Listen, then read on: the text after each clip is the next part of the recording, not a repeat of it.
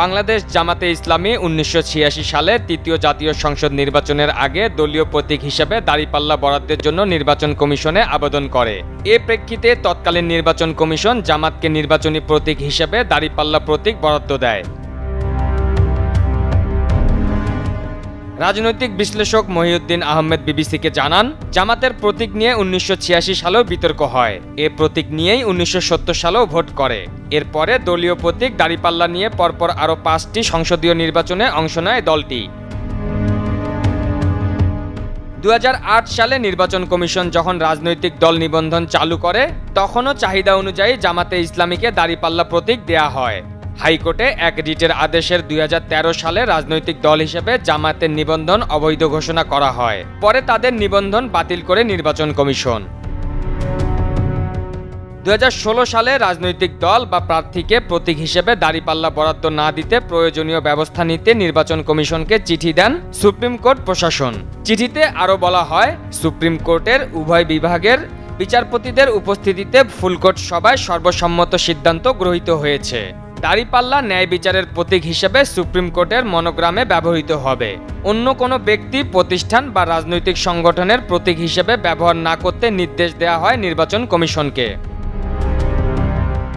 জামায়াতের আইনজীবী শিশির মনির বিবিসিকে বলেন, সে সময় ভিন্ন এক এজেন্ডাকে সামনে নিয়ে কাজটা করা হয়েছিল। ফুলকোর্ট সভার স্ট্যাটাস হলো প্রশাসনিক সিদ্ধান্ত, এটা কোনো বিচারিক সিদ্ধান্ত না। তখন উচ্চ আদালতের চিঠির প্রেক্ষিতে ২০১৭ সালের ৯ মার্চ দাঁড়িপাল্লা প্রতীক বাদ দিয়ে নির্বাচন পরিচালনা বিধিমালা ২০০৮ সংশোধন করে গ্যাজেট প্রকাশ করে ইসি। ফলে নির্বাচনে দাঁড়িপাল্লা প্রতীক বাদ হয়ে যায়। প্রতীক ফেরত আসতে পারে কিভাবে? ৫ই আগস্ট আওয়ামী লীগ সরকার ক্ষমতাচ্যুত হওয়ার পর জামাতে ইসলামী নিবন্ধন অবৈধ ঘোষণা করে দেয়া রায়ের বিরুদ্ধে আপিল করে। একই সাথে দলটি প্রতীক বরাদ্দ বিষয়ে একটি আবেদন দেয় ইসিতে। সেখানে দলটি তাদের দলীয় প্রতীক দাঁড়িপাল্লার বিষয়ে আদালতের একটি পর্যবেক্ষণ চায়।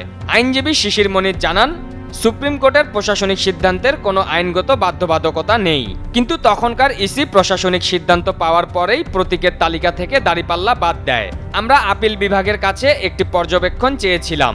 সেই আবেদনের পরিপ্রেক্ষিতে আদালত দলটির নিবন্ধনের বিষয়ে সিদ্ধান্ত দেওয়ার পাশাপাশি দলীয় প্রতীকের বিষয়ে নির্বাচন কমিশনকে সিদ্ধান্ত নিতে বলেছে। তবে দাঁড়িপাল্লার প্রতীক ফিরে পেতে কতদিন সময় লাগবে এ বিষয়ে নির্বাচন কমিশন বলছে, আদালতের আদেশের সার্টিফাইড কপি আসলেই প্রক্রিয়া শুরু করে থাকে ইসি। এদিকে ১ জুন সুপ্রিম কোর্টের আপিল বিভাগ বাংলাদেশ জামাতে ইসলামীর নিবন্ধন ফিরিয়ে দিতে নির্বাচন কমিশনকে নির্দেশ দিয়েছেন। অবিলম্বে এই নির্দেশনা বাস্তবায়ন করতে বলা হলেও দলটির প্রতীক দাঁড়িপাল্লার বিষয়ে কোনো আদেশ দেননি আদালত। আপিল বিভাগ প্রতীকের বিষয়টি নির্বাচন কমিশনের উপর ছেড়ে দিয়েছেন। পারভেজ মোশাররফ, বৈশাখী সংবাদ।